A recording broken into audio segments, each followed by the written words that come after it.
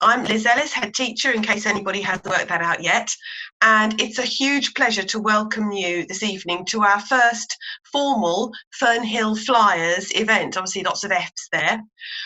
So I'm joined this evening by two great colleagues that I'd like to kind of introduce to you now. So if I could start by introducing Pravahi Osman, who is here from Oxford University, from Balliol College, and she is the key colleague who is kind of linked with us around this project. So we're very happy for her to be here this evening so that we can hear more about the project from Oxford's point of view.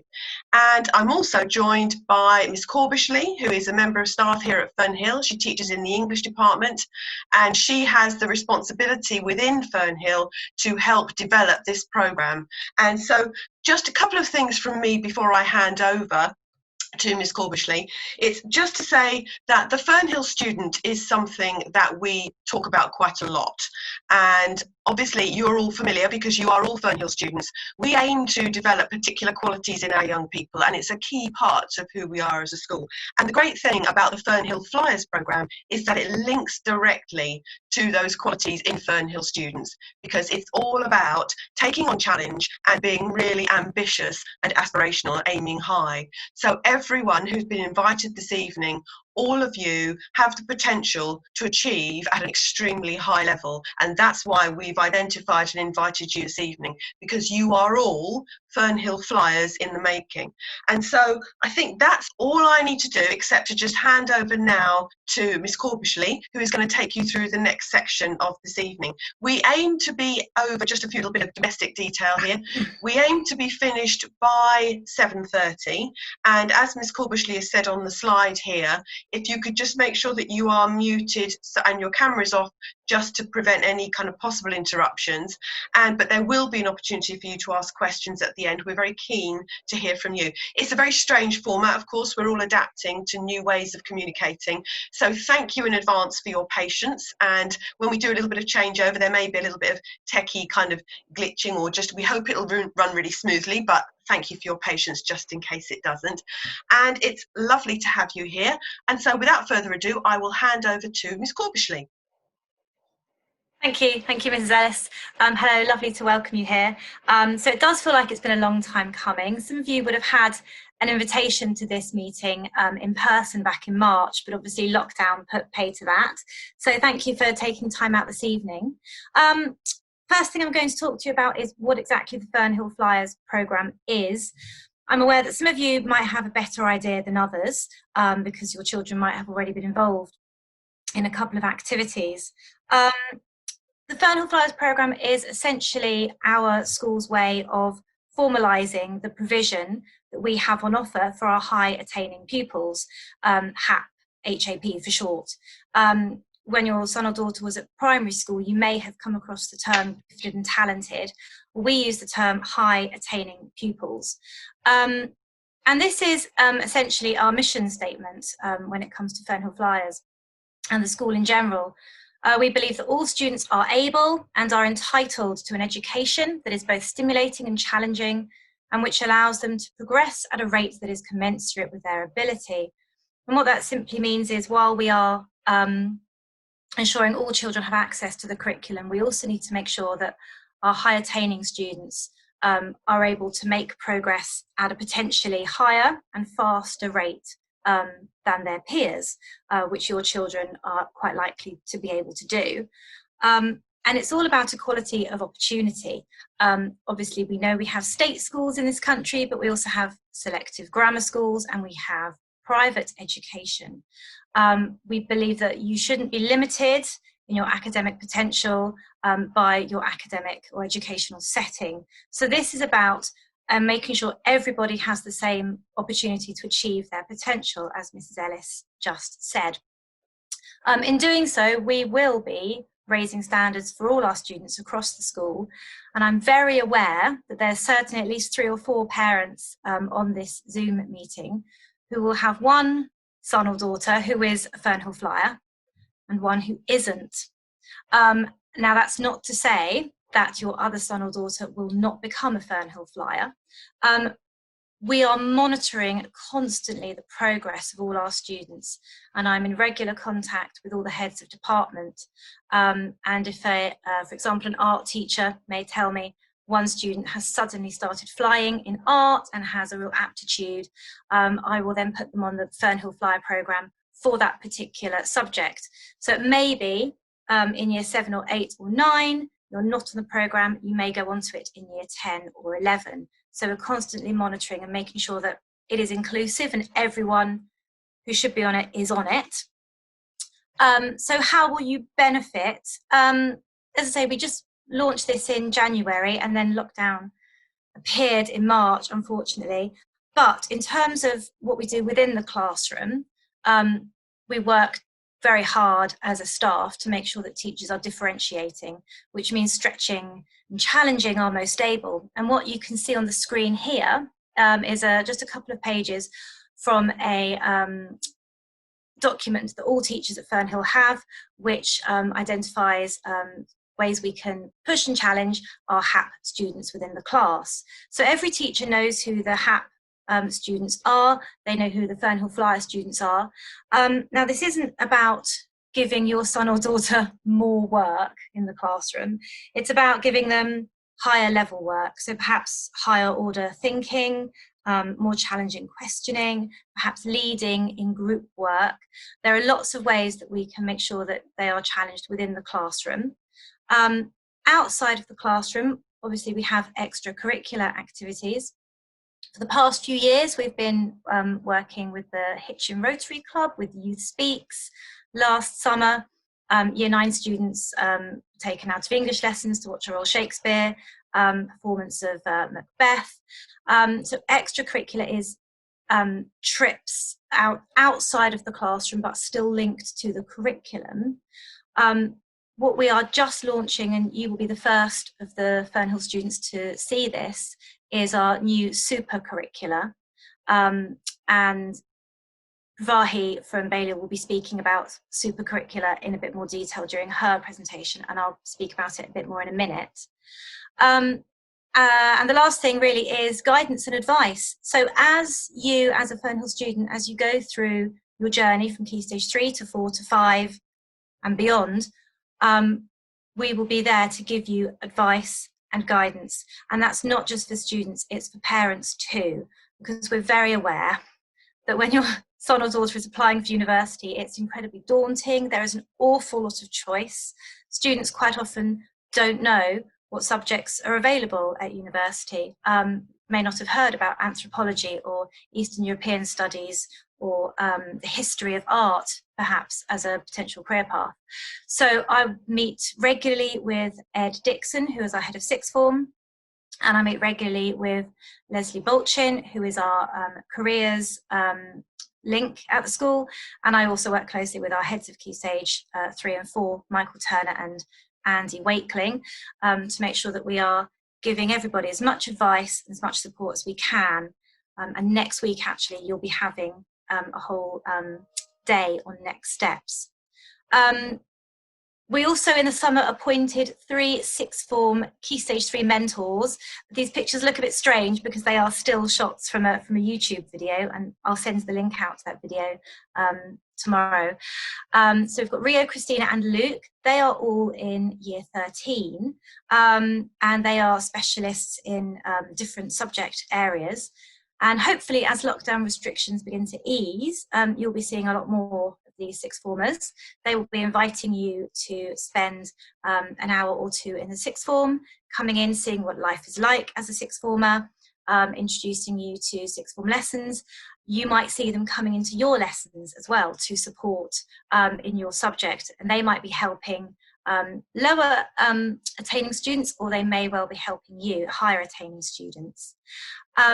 So the super curriculum that I mentioned a minute ago, this is going live on our website in the next couple of days. There will be a booklet for every single year group, and this is what the front cover will look like. Each booklet will contain 3 challenges per year for each subject, and it's work that is above and beyond the classroom. I'm not going to speak about it too much because Vahi is going to explain what a super curriculum is. But when we talk about building cultural capital, it's about broadening your experience of the world and understanding that what you do in the classroom isn't all there is to life. Here is an example of a Key Stage 3, I think this is Year 8, drama. So we have figuring it out, which is the kind of easy challenge, freewheeling, which is a bit more challenging, and then flying. So all the Fearnhill Flyers here, you need to be completing your flying challenges. And students who aren't Fearnhill Flyers, if you do complete those flying challenges, you'll be put forward to join the Fearnhill Flying programme. And here I've got a Year 10 geography example. So the heads of department have worked quite hard with me on this to put this together, and it will be sort of updated during the year. At the moment, we're trying to make it COVID friendly, so there will be a lot of online links, but hopefully as the year progresses, we will be able to encourage you to actually go out and visit places in person. So that's all I'm going to talk about at the moment. What I will do now is hand over to Pravahi from Balliol College. Hello, Pravahi. And she's going to talk to you about the link that we have with them. So I'm going to talk to you all for a bit. I will just check in at one point when we've got an audio-visual clip that you can actually hear it as well as see it. But thank you very much, all of you, for being here tonight. I appreciate you're probably tired and want to do something else. So thank you for being here and listening to me now. I want to just say it's an enormous privilege from my point of view to be working alongside Fearnhill School with Mrs. Ellis and Miss Corbishley. And I just want to say that my background is actually teaching. I am not a dry, dusty academic. I spent 20 plus years in an inner city state school in London as a deputy head before taking over a school up here. So I'm very passionate about education, and I do understand the many barriers that get in the way of young people making the choices that are appropriate for them, whatever they are. And this partnership is really to allow the school to get the best of what we can offer to support your sons and daughters. So I'm going to talk about two things. Mainly, I'm going to talk about supercurricular learning, so the learning that students do outside the classroom at home, and talking a little bit about the partnership. We're in our infancy really, but there are certainly lots of things we've talked about, and I think this will sort of grow and grow according partly to the student demand as well. So a bit more about supercurricular learning then. So we're talking about learning outside the classroom. This is fundamentally different from what students are getting taught in school, because in school students need to follow a curriculum, whether that's Key Stage 3, GCSE or A-level. And so we're really talking about feeding students' intellectual curiosity, encouraging them to follow their passion for learning by finding an area of interest, a subject that they want to know more about, and being able to explore that at a level that's appropriate to them, and really being able to provide a sort of steer in terms of resources that allow them to do that. So it's very important that students are choosing something they genuinely enjoy, because it is about them being motivated to explore it, not being told to do it. And it is really academic learning. So we're not talking about things like doing sport, or perhaps going to Brownies, or doing a Duke of Edinburgh award. Those are extracurricular activities, and they're fantastically valuable in terms of the skills that they bring. But supercurricular learning is specifically academic learning outside the classroom. So what I'm going to talk about now is why really that I'm encouraging you to support your sons and daughters do this. What it will do is broaden a student's knowledge. Any curriculum can only cover certain areas of knowledge in that subject area. So if you like, there's a certain element where it allows students to fill in the gaps. It might be, for example, that a student decides to explore an era within history that isn't covered in their GCSE or A-level curriculum. Or it might be there's a particular topic in maths that they've become interested in. It might be algebra, for example, and they want to take that to a higher level than they would do within their classroom. So we're talking about resources that would allow them to do that. It could be puzzles and games, but it would still be developing their skills in that area. What that should do then is give students a deeper understanding of a particular topic and the subject as a whole.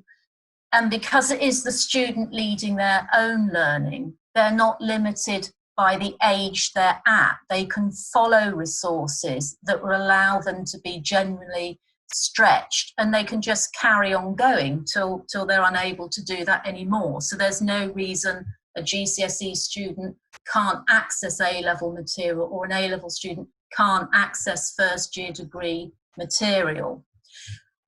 The benefits really of doing this is that it should lead students to making better choices all round, whether they're at a stage where they're going to choose which GCSEs they're going to take, or their A-levels, or perhaps a degree course. The more you know about a subject, the better place you are to make an informed choice, to choose something that you enjoy and excel at. And you may be aware that if your son or daughter was in an independent school, this would be hammered home to you. Many independent schools actually keep students in time after school to do precisely this work, because they know that the benefits are that it will inevitably increase students' attainment. One of the other things that I think is really important is that in school, because you have to have a timetable that allocates certain hours a week to maths and English, etc. Subjects are taught in a discrete way by a subject specialist. But with much of the learning that can happen outside of school like this, you know, your son or daughter might explore an issue that where there are lots of subjects that contribute to a really rich understanding of it. So, for example, you know, something like climate change involves not just geography, but science, economics, politics, etc. And hopefully what this exploration will do is make your son or daughter more confident about talking about their ideas and opinions, and that can only be for the good in terms of whether it's interviews later on, whether they're for university or jobs. And certainly if you've got any students here tonight who are already in year 12 and you're thinking about doing the extended project qualification, it might actually give you the inspiration for your project. I can certainly understand the temptation for some of you to press the leave button if you're feeling any of the things that are on the screen there. So I'm not going to read those out, but I know that they're common reactions that parents have, certainly in my experience. And I just want to reassure you of a couple of things. We're not expecting you to be the teacher. We're not expecting you to find resources. This is really about support, a bit of signposting. We'll give you some ideas about resources. And even better, if you have got the time to do a bit of learning together with the whole family, actually, because it is about just enjoying learning, following interest, but you cannot get this wrong. As we go forward, I'm going to talk about some different resources. So just to reassure you, the school have this list of resources, that they are all free, so don't worry about money or don't worry about writing them down. I'll just talk about things, but they have this list ready to go on the website. So I've put a few examples on screen. So we've got examples I'm going to talk about of things that you might watch. So for example, documentaries, things that you might listen to, websites you might use, virtual tours you might go on. So I'm now going to have 5 separate slides where I give you some examples of things that you might read, listen to, watch, do, so take part in and talk about. Right, some examples then of what you might read. So particularly during the lockdown, this is a useful resource. So on my list I've given the school are some examples of free online libraries. The good thing about those is they allow you to read in 2 different ways. One, you can download ebooks onto a Kindle or another device. Or if you don't have anything like that or don't want to do that, you can read online. Most of these libraries also contain video resources and music and other learning guides. If you're then thinking about, well, what should I encourage my son or daughter to read? Well, it can be anything, but the schools certainly refer to a wider reading list that they have. And I've given some examples of things you might steer your son or daughter to read as well on the resource list. But it really could be anything: poetry, plays, books, articles. You know, it could be a blog even on a website. It's not that one thing is qualitatively better than another. And I've put on there deliberately, for example, manga Shakespeare, because one of the things about that is those sort of images often help students have an initial understanding of the concept of a play and not be put off by the language. And once they've got the understanding, they can then access the original text. There are various online book clubs for young people as well, and also for any students who are interested in languages, there are some international book clubs. Oxford runs one of those for people who particularly want to explore language by reading things in the original language rather than translation. But websites and blogs can be very useful in terms of up-to-date research or ideas. And I'm just going to pick out the short introduction to series. Now, if your son or daughter is thinking about perhaps studying an A-level or a degree course in a subject that they've not studied at GCSE level, I can't recommend these highly enough, because it allows you to have a quick insight into what that subject is really about to make sure they really want to pursue it. If you're interested in subject-specific resources, so say in English or history, the slide at the end and on the resource list has a link to my website, and you can pull off whole lists of subject resources. There is a list there for every national curriculum subject pretty much there. Right, in terms of watching things, what can I watch? Well, it's up to you. So these are just a few pointers. It's incredibly useful for students to have knowledge of the world around them. Obviously, that can be gathered from the news, but also current affairs programmes. I've listed a few examples on my list. There aren't any that are better than others, but things like, for example, Dispatches or Newsnight or Andrew Marr's Politics Show are quite useful. Documentaries that you can get from BBC iPlayer, for example. There are lots of things on there about science, whether you're a Brian Cox fan or whether you want to watch about the wives of King Henry VIII, or whether you want to learn about a particular author and what inspired them. You can find it all there at no cost. Factual programs generally are helpful. If we've got any aspiring medics out there, watching things like the series Hospital that's on at the moment is incredibly useful. It will raise your awareness of current issues in the NHS, for example. But don't dismiss websites, YouTube, etc. There's no snobbery about this. They can all be really helpful in terms of finding clips about particular subjects. And on YouTube, I would recommend that you pull out, say, a playlist for maths or physics or the author you want to know more about in English.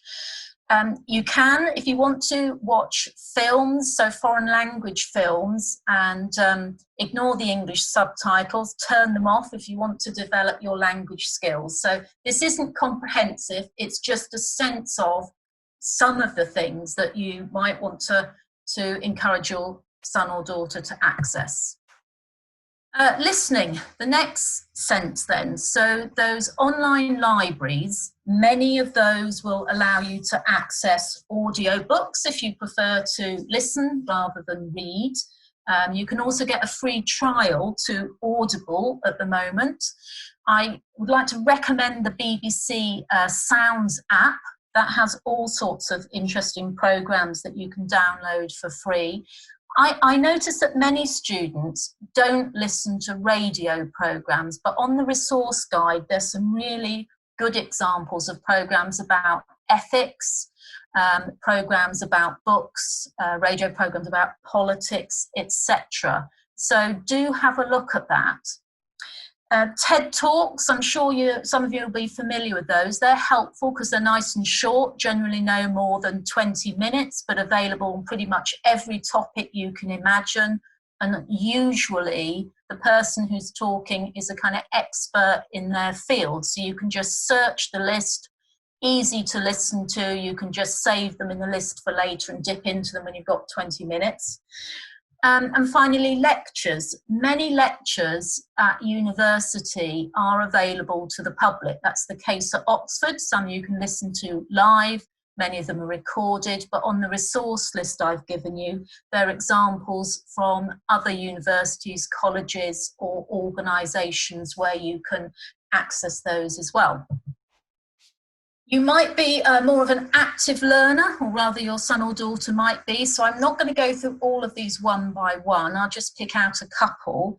Again, no snobbery. We're all for learning apps. There are apps to help give you a poem every day to help students understand poetry, or there's a language sort of periodic table app. There are apps that encourage you to sing songs to learn chemical elements. Competitions are a fantastic way of learning. There's such a range of these, not just essay competitions, but even competitions for speaking aloud, spelling, making videos, science competitions, things like engineering challenges involving Formula One and green technology, all sorts of things. Again, there are lots of examples on the list. If you're a real kind of science or engineering geek, or you've got a son or daughter who are, James Dyson, he who made the vacuum cleaners, has created this series of engineering challenge cards I've put on the resource list, and they're all engineering challenges that you can do at home without needing any specialist skills or materials. Some of the other websites I've put on there have got games and puzzles to develop specific skills in, say, maths or science as well. There's a particular website for students who are interested in getting involved in real life research, and that's called Zooniverse. And that's a list of projects that are going on in the world at the moment where they need members of the public to gather some sort of data. So that's particularly good for students who are maybe in year 11 or sixth formers.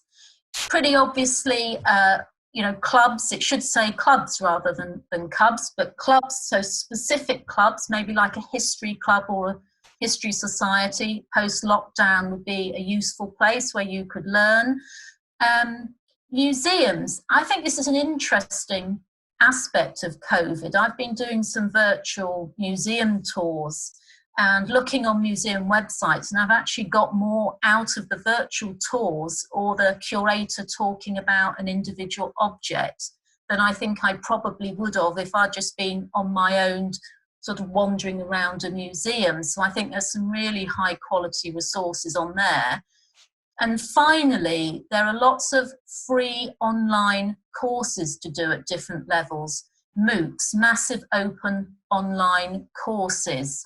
Those are on a huge range of subjects and are available at all different levels. So actually some parents out there might be interested. So I've just completed a photography MOOC and one in anatomy and physiology, just because I'm interested in it. I'm not particularly good at it, but I was just interested.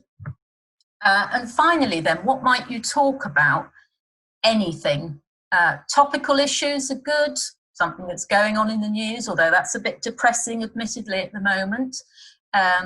Things that we don't know, maybe questions that science is still trying to answer. In fact, that is the name of a website where you can find out exactly that, or anything that particularly interests you.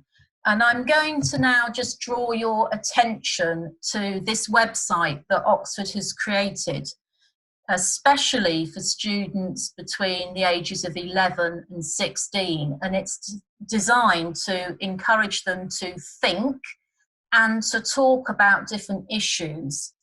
And the reason this ability to talk coherently, to explain your ideas is so important is that at university, a lot of the teaching in higher education is through talking and discussion, much more so than at school. And it's a real disadvantage if you hadn't had the kind of experience in doing that and built your confidence up. So this website has a lot of topical issues, if you like, and they are supported by a range of learning material. Now, this is where I get really nervous because I'm going to play this clip and you should be able to see an image and hear the sound. So I'm going to rely on Miss Corbishley to tell me if it doesn't work. And I'm going to turn the volume up because I understand it was too quiet. Right, Miss Corbishley, shout if you can hear it, please.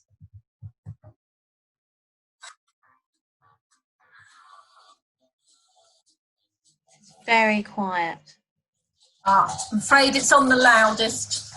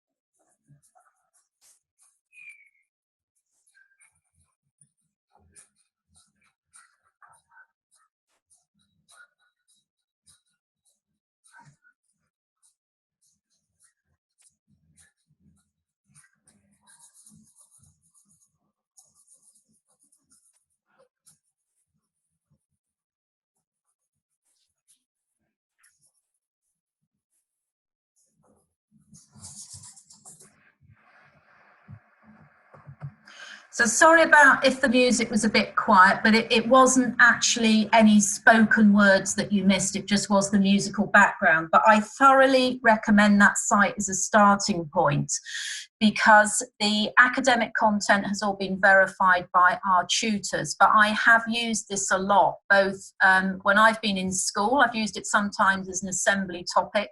I've used it as a teacher where it relates to something I've been teaching. But it's so flexible because you could decide that you just want to watch a couple of clips or you just want to do the quiz or you've just got 5 minutes and there's no particular time that you need to spend on it or order to tackle the material. So it's literally just dipping your toe in and finding something that interests you to talk about. Right, so part 2 of the presentation then was talking about this partnership between Balliol, between Oxford and the school. I think the school have done a fantastic job so far with the programme that they've developed. So it's all about supporting students to realise their potential. And today, one of our tutors at Balliol was working with one of the Year 8 classes on maths enrichment. And these are some of the other things that we can help out with, just to give you an idea. So We gave an academic workshop today. We can do more of those in different subjects. Obviously, visits are out of the question at the moment, but there is a way of kind of doing virtual tours and the equivalent. It's obviously a long way for the school to travel, so technology certainly is something that's really helped do some of the things that they wouldn't have been able to do otherwise. We're very interested in supporting children to make the right decisions for them. So I am not a salesperson. I'm not here to recruit students to university generally or Oxford University. I am interested in providing impartial advice and helping provide students with the tools they need to make the right subject choices. So that is a key part of our work. We do work particularly with post-16 about supporting university application in general, writing personal statements, choosing different university courses when it comes to admissions, running interview practice, etc. And we do work with teachers. We're running a sort of CPD program at the moment, but there are also sessions where teachers can work with tutors at the university as well as our college generally. Taster days. We run a lot of those for year 12, and that allows students to dip into what the subject would be like if they were studying it at university. They get to take part in lectures, see a mock interview, have a tour of Oxford, and importantly ask questions about the general student experience. And we run a sustained contact programme, so a programme where we meet with students over time, and they have seminars that are delivered by our staff, and then they come and have a residential with us and take part in tutorials, etc. So those are some of the things that we offer just as one college. And then the wider university offers a whole range of programmes, and actually Fearnhill is very good at making use of a number of these, I know. And one of the most beneficial ones, I think, to students is the shadowing scheme, where students in the post-COVID world come and actually spend a day with an undergraduate at Oxford. And normally that really helps dispel the myths about what it's like. So we do have a virtual one in operation at the moment, but hopefully, possibly spring term next year, it'll be resurrected into its former glory. We also offer workshops where students get to go into museums and they get taught by experts who look after the collections of objects, and that's a very different teaching experience then. We also run conferences, and normally those are for students from year 9 upwards. There are some on maths, in the sciences, and then actually normally in sort of humanities, languages, just to give a few examples. I talked about competitions earlier. We have a massive amount of competitions on offer that really do help students investigate new areas of knowledge and develop new skills. We've got reading lists, resource lists, we've got lectures, we've got podcasts on our website, as I mentioned, and our open days. Open days aren't just open to students in year 12, by the way. Anyone in any year can come to an open day. So certainly for students in year 11 who are thinking about A-level choices, it's a really valuable opportunity. So I'm aware that I've talked for a very long time now, so I'm going to stop talking and I'm going to hand back to Ms. Corbishley. Thank you very much. We are Fearnhill_Flyers. I do update that regularly. I have sort of flurries of updating sort of 5 times in one day, and then I won't do it again for about 3 or 4 days, but there is a lot of information on there. I've been sharing Target Oxbridge and lots of taster days and sessions. So please do follow Fearnhill Flyers. And if you've got any queries at all, please do ask me or drop me an email. So I think now we'll go to our Q&A, so you can unmute yourself now, and please feel free to ask a question, or you can type a question into the chat if you want to. So if you have a question, now's your chance.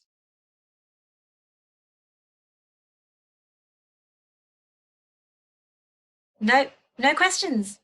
I've got one. Sorry, can you hear me? Yes, I can hear you. Hello.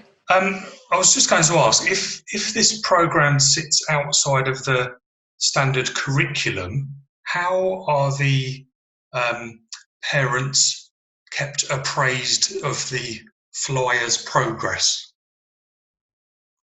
Okay, that's a good question. Liz, do you want to answer that, or do you want me to answer that one? Well, I mean, essentially, the super curriculum, if that's what you're talking about, that's something that students are free to engage with, and that's open to all students because the information will be on the website within a couple of days. But you're quite right. Part of Miss Corvishley's role in the school is to monitor the progress of the students who've been identified as flyers. So that's something where she will be kind of nudging and checking and having a look. And also with the super curriculum, there are reward points linked to our whole school reward system that are awarded to students who engage with them and complete some of the tasks. So it is tied to how we monitor progress generally. And obviously, as I say, Ms. Corvishley's role is to keep an eye on that and to support. But I think that the key thing, as Pravahi has said, is it's about that depth and broadening of learning, as well as just specifically in school. I don't know if that's helpful, or if you'd like to add on anything there, Ms. Corvishley. Yeah, I mean, what I'll say is in every subject, every teacher regularly throughout the school year, we call them data drops in school, but what we do when we've marked the students' books, we then, at a number of points during the year as teachers, we then record their working at level and whether we think they're on target. So part of my role, I pull all that data and I look at my Fearnhill Flyers cohort, and I'm looking for children making beyond expected progress.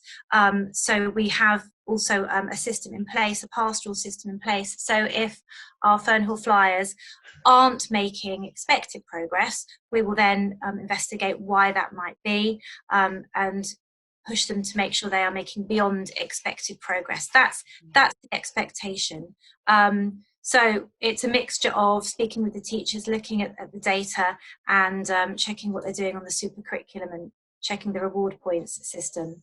So yeah, we are making sure we check that. Okay, thank you. I hope that's a helpful answer. I've got several questions coming through now that people I'm sure can see on the chat. One question is, how do we find out which subject our child has been put forward to the scheme? Which particular aptitude or talent has a student shown? Okay, I haven't actually shared that with parents yet, but I can absolutely do that. What I will do is I can either share that with the students or email the parents directly. Perhaps I should do both. I will do that at the beginning of next week because I have a big old spreadsheet. Some students haven't been put forward for a particular subject. Some students are just Fearnhill Flyers based on their data and their progress. Some students have been put forward as a flyer in sort of 3 or 4 subjects. So I will put that together next week and I will let you all know which subject you are a flyer in. That's great. Thank you, Ms. Corvishley. The next question, I think I can probably answer this one. Can we use this to learn quantum mechanics? Well, I guess the answer to that is lots of the links and kind of sources of information that Pravahi has mentioned.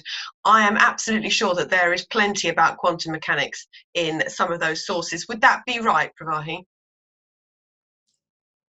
Definitely. My advice would be to go onto that resource sheet and pick up the link to the Balliol resources and pick out the maths resource, and you can enjoy quantum mechanics to your heart's content. You might also then be so excited that you want to go onto the physics resource as well and possibly do a MOOC on it. So there you go. That should keep you busy with quantum mechanics. That's great. I've also had another question here. Does this project or this scheme affect lessons in the given subject? So would you like to just say something perhaps about next Friday, Ms. Corvishley, and how we're just kind of giving people a flavour for everybody, how it does link to the curriculum? In fact, I think it's next Thursday because I believe students are going to school next Friday, and I know they're going to be really upset about it. Right, yes, next Thursday, my mistake. Yeah. So yes, next Thursday, we're having a whole school next steps day. So periods 1 and 2 next Thursday, we're going to sort of hand over to your subject teachers to actually show you the super curriculum. They will bring up the sheets on screen, and you can start to look at the super curriculum activities for your year group and your particular subject and get going on those in the first 2 periods. And then lessons 3, 4 and 5, you will be off timetable. and the whole school will be looking at the next steps. So Key Stage 3 will be beginning to think about GCSEs, Key Stage 4 will be thinking about sixth form, and Key Stage 5 obviously will be looking ahead to university. So that's a whole day next Thursday. And then occasionally you may be invited to join a session like this afternoon, period 5, about 11 students from year 8, some of you are here, were taken out of the period 5 lesson to attend this fantastic maths session, which apparently was just great, according to everyone who went. And I know that some of you have been out of lessons to attend science study day, or art study day, or history study day. And we've got a few coming up, a few half days coming up in January and February next year, which I'm going to invite Key Stage 4 students to choose a half day subject to study. So we're trying to avoid taking students out of lesson as much as possible. Obviously, if it wasn't for COVID, we would be in the minibus and I'd be driving you all over the place, taking you to various events. And before lockdown happened, the minibus book was full with me putting in lots of things that we could take you to. So it is extra and super curricular, and it will be outside of lesson time more often than not. It may be that we actually run some stuff after school as well. Quite a lot of things run from sort of 3 till 4 o'clock. So depending on parental consent, we would like to keep you behind after school some days, and I think that would be incredibly beneficial for you to do that. I hope that answers that question. Okay, thank you very much indeed. And then I've just got one more here saying, should flyers focus on the topics for, or the subjects for which they've been put forward for the programme, or are these supercurricular challenges available to them in every topic? I think it would be fair to say they're available in absolutely every topic. So that's there's no kind of you can only do this or you can only do that. Absolutely do whatever draws your interest. And I think this is an interesting question for us perhaps to think about. Will there be an after school club for these children to socialise and discuss their work? I think opportunities to kind of network and exchange views are really important, because it's only through exchanging your ideas with others that they can be refined and kind of explored in more depth and challenged as well. So certainly those kind of opportunities would be great. I don't know, Ms. Corbishley, any thoughts on that? Yeah, I mean, I absolutely was planning to be running an after school club for you know, all the key stages to mix together, because I think it's really important that sixth formers are talking to year 7s and year 8s are talking to year 11s. I think it's really important. So as soon as we are allowed to, we are sort of in the hands of Boris Johnson there. As soon as we're allowed to, we will definitely be running that. But as I say, in the meantime, we've got the Instagram page, and also I've set up Google Classrooms for every year group for Fearnhill Flyers. And I did check today, and I think most of you have actually signed up to join that Google Classroom. If it would be helpful, I will also send out the invitation link again via Show My Homework. So you can then join the Google Classroom, and there is a lovely stream chat classwork function on there, so we can all get together. And I'm more than happy to do Google Meet lessons with all the Fearnhill Flyers, but at the moment it would be virtual. But if you're happy to do that, it would have to be after school, I'm afraid. But if you're happy to do that, I think that would be great, and I think it's really great. So if you are keen on doing that after school, I'm happy to run that for you. Absolutely. I think that would be really, really good. Thank you. Thanks, Ms. Corbishley. I hope that answers the questions. There aren't any more in the chat, but does anybody want to just call out another question?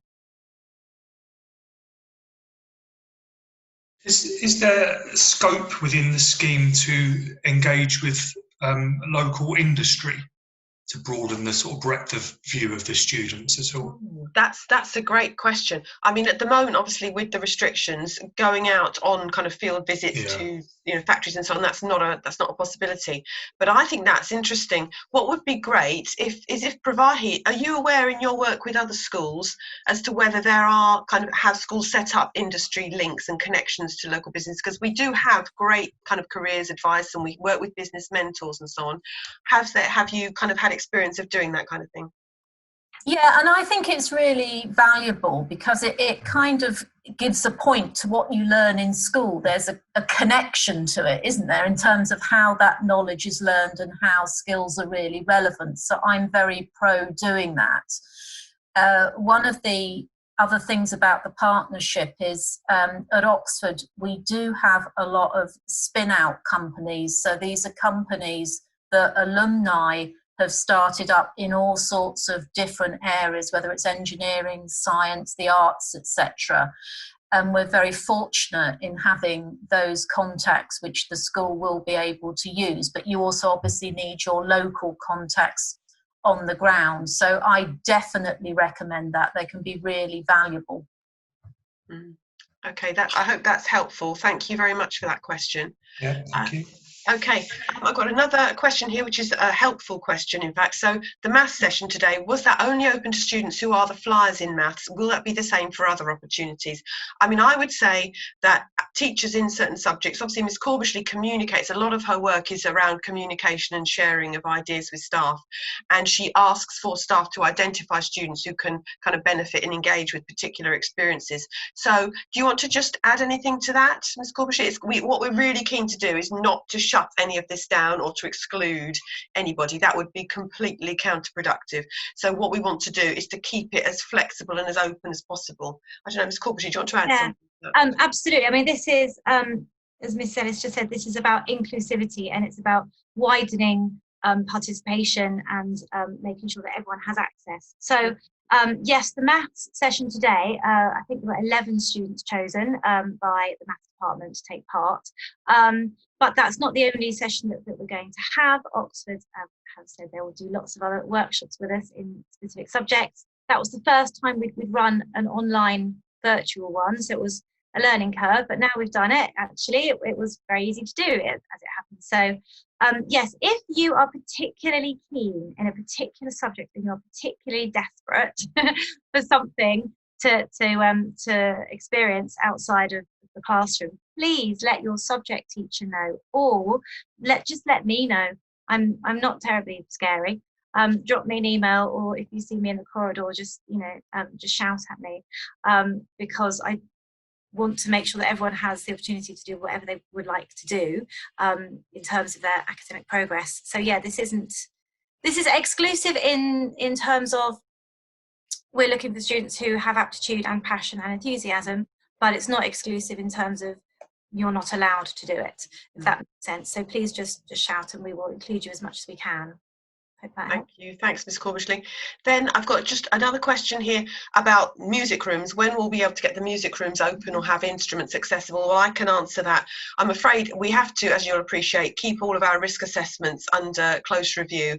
At the moment, it's not really possible for us to be using instruments. So I know that Key Stage 3 students are using instruments. Certain instruments can be used. For example, there's some chair drumming going on, so we can use certain things, but other instruments are not. Kind of at the moment, it's about the cleaning and the management of space and the proximity, being really close to other students and so on. But I can assure you, I meet with Miss Landsman, I line manage music, and I'm meeting with her tomorrow, and this is a question that we always review. So as soon as we possibly can, we absolutely will. So thank you for that. And then, there's some good feedback there, which is great. Thank you very much to say this. Sorry, I just wanted to add to that. Mrs. Ellis and I were planning a fabulous musical showcase to take place in June, which sadly didn't happen. So as soon as we're allowed to open up again, I'm going to unpress pause on that, and it will be a showcase for everyone who can sing, who can dance, who can act, who can tell a joke, who can play an instrument. And it was a really fabulous evening we had planned, and lots of local businesses had given us fabulous prizes for raffle prizes. So watch this space. As soon as we are allowed to, the hall will be open again, and music rooms will be open again, and shows will be on. Fearnhill Flyers, it's almost compulsory that you have to take part in the next school production. Just putting that out there. No pressure, but you have to, yeah. That's absolutely right. Okay, so we've just got a couple more minutes. If anybody would like to ask another question, very happy to take those.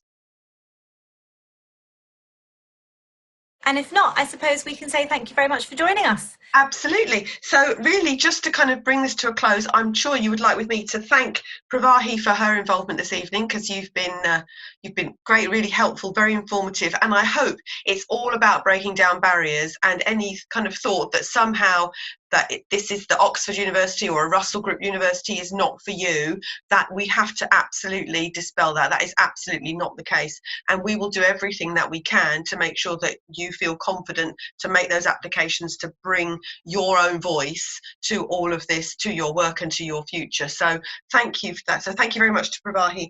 And also just a message to parents.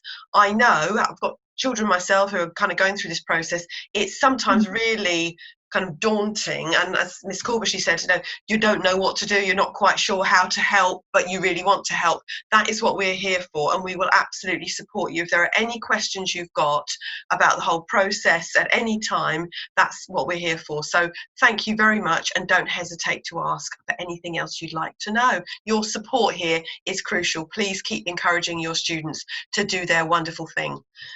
They're at the heart of this. Thank you. So I think that's it for us, I think, unless anyone else wants to ask anything or say anything. Pravahi, did you want to say anything?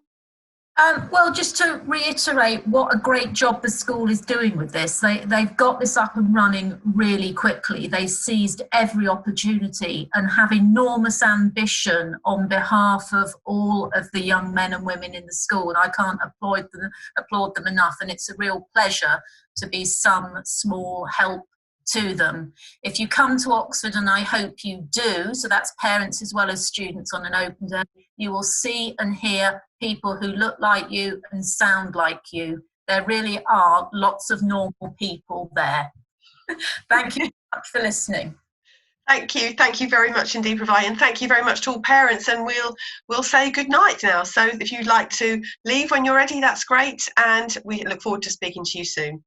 Thank you so much for your kind messages. Thank you, everyone. Thank you. Thanks for the messages. That's great.